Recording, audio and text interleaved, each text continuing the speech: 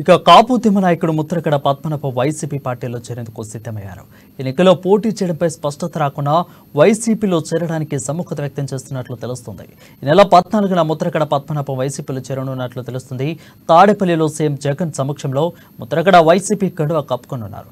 కీర్లంపూడి నుంచి తాడేపల్లికి ర్యాలీగా వెళ్లి వైసీపీలోకి జాయిన్ అయి ఉంటుందని అనుచరులకు పద్మనాభం క్లారిటీ ఇచ్చారు. ఇక ముద్రగడ పద్మనాభంతో పాటు ఆయన కుమారుడు గిరి కూడా వైసీపీలో చేరనున్నారు. అయితే తాను ఎటువంటి పదవులు కోరడం లేదని, కేవలం పార్టీ తరపున ప్రచారం చేయడానికి మాత్రమే వెళ్తున్నానని ముద్రగడ తెలిపారు. అయితే రేపు పార్టీ అధికారంలోకి వస్తే వాళ్ళు ఏ పదవి ఇచ్చినా స్వీకరిస్తానని ముద్రగడ పద్మనాభం తెలిపారు. చెప్పలేదండి, వెళ్తున్నామండి సార్. భారీగా వెళ్తున్నారండి, ఎవరికైనా పిలిపించారా? ఇంకా పిలిపివ్వలేదు సార్, నిర్ణయం తీసుకున్నానండి. మీరు కలవడానికి గల కారణం సార్, మీరు కలవడానికి గల కారణం వారి పిలుపు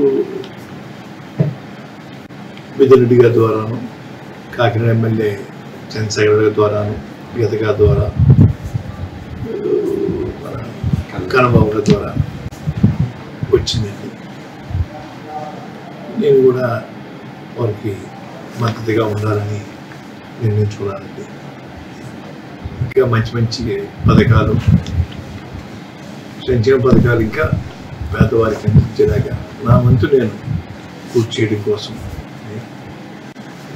ఆలోచనతో ఉండి నిర్ణయం తీసుకున్నాను సార్. ఇప్పుడు కాకినాడ పార్లమెంట్ సంబంధించి పవన్ కళ్యాణ్ గారు పోటీ చేస్తారంటున్నారు కదా, ఆయన మీద ఏమన్నా మీరు పోటీ చేయడానికి?